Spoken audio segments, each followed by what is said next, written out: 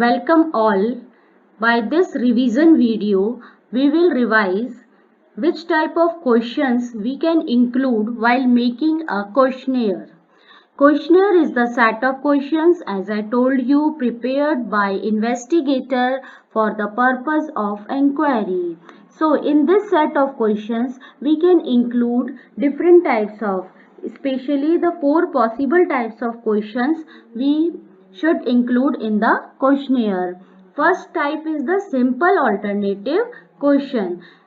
The question which are having answers in yes or no. आपने देखे होंगे yes और no वाले आंसर होते हैं, या right और wrong, good और bad, ये alternative options दिए हुए होते हैं. तो we can include these type of questions while making a questionnaire. Second type of question is the multiple choice questions. Multiple choice questions you all know, जिसमें बहुत सारे possible answers given होते हैं, 4 या 5 possible answers given होते हैं. We can include these type of questions also while making a questionnaire and for collecting the data, because these questions are easy to answer. तो respondent इन questions का answer देने में उसके लिए कोई प्रॉब्लम क्रिएट नहीं होती है. Third type of question is specific information question, in which if we want to take any specific information about any issue, then we should make the questions like this. The examples are given related to the specific issues. तो हमें specific information अगर हमें लेनी है respondent के बारे में, तो हम इस तरह के क्वेश्चंस, स्पेसिफिक इंफॉर्मेशन के लिए क्वेश्चंस उसमें इंक्लूड कर सकते हैं क्वेश्चनेयर में. सिमिलरली ओपन क्वेश्चंस लास्ट में हम इंक्लूड कर सकते हैं. Open questions are the questions in which we request the informants और respondents to give their views, their suggestions. तो इस तरह के जो सजेशन वाले क्वेश्चंस होते हैं, these are also we can include in the while making the questionnaire. You already have seen so many questionnaires like this. आप लोग जब भी कभी ऑनलाइन शॉपिंग करते हैं या कोई प्रोडक्ट खरीदते हैं, तो आपने देखा होगा कि हमारे पास में मेल आता है जब हम ऑनलाइन शॉपिंग करते हैं मिंत्रा से या किसी भी और से. तो आपने देखा होगा कि हमारे पास में मेल आता है और मेल में हमसे क्वेश्चंस पूछे जाते हैं. वो एक तरह से फीडबैक फॉर्म होता है. हम कहीं किसी शॉपिंग मॉल में जाते हैं तब भी हमसे, या रेस्टोरेंट में जाते हैं तब भी हमसे फीडबैक फॉर्म भरवाया जाता है.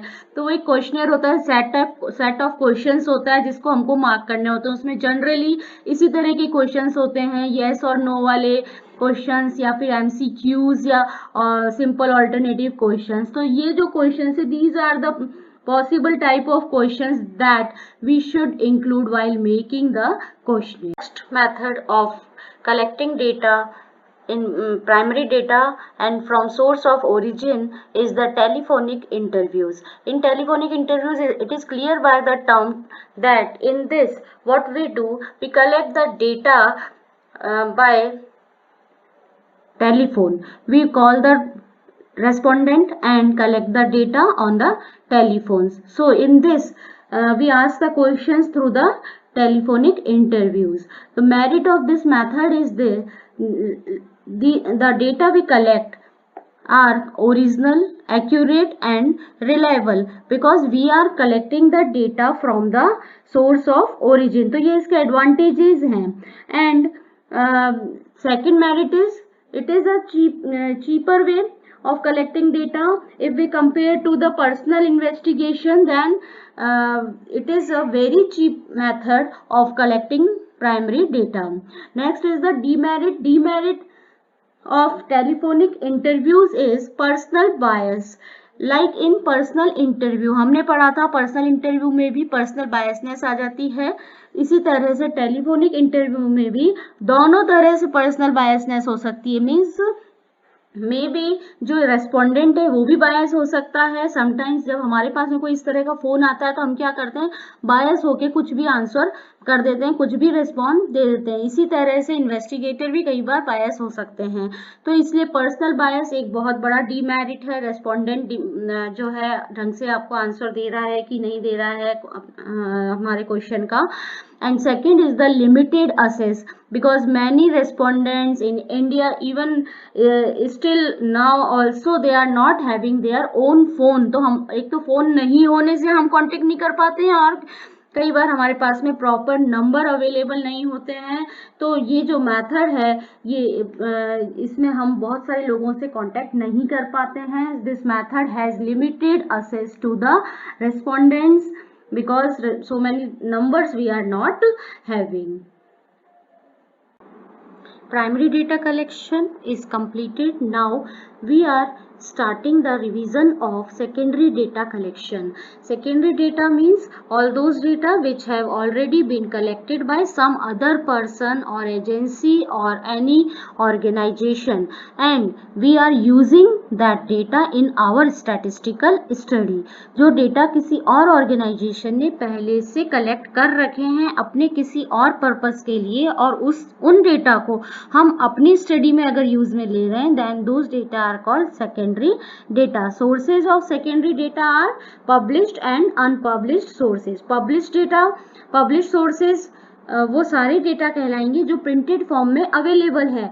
लाइक जिस भी ऑर्गेनाइजेशन ने उसे कलेक्ट किया है उसने प्रिंटेड फॉर्म में पब्लिश कर दिया है, then those data are called published sources of secondary data.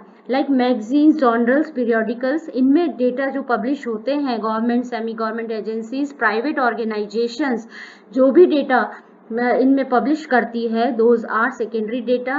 Reports of various committees, commissions, international agencies, government publications और the semi government publications like local government, municipalities, district boards, ये सब भी जो data publish करते हैं अपने अपने area के, those all data are the secondary source of data.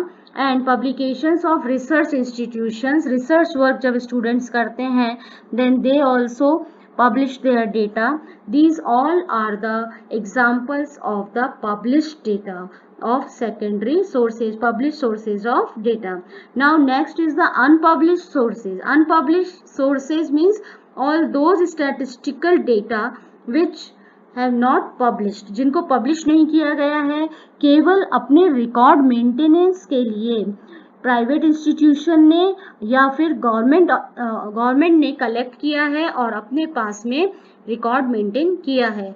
हम अगर उन डेटा को यूज में लेते हैं then those are called unpublished sources of secondary data.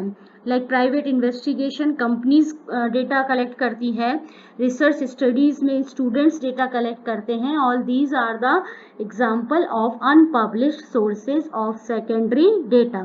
So secondary data are of two types, published sources and unpublished sources.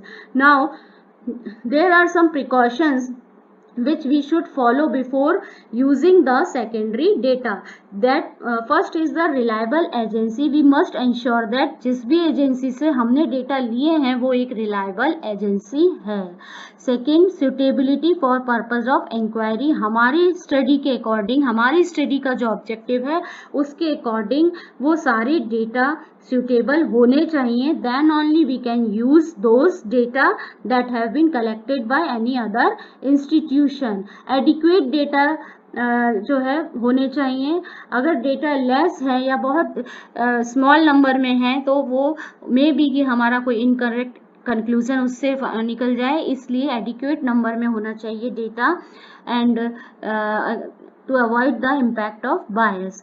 Next is method of collecting data used. We must know कौन से method से वो data collect किए गए हैं, sampling method से या किसी और मेथड से, सेंसस मेथड से वो डेटा कलेक्ट किए हुए हैं. तो we must ensure all these things, all these precautions before using the secondary data.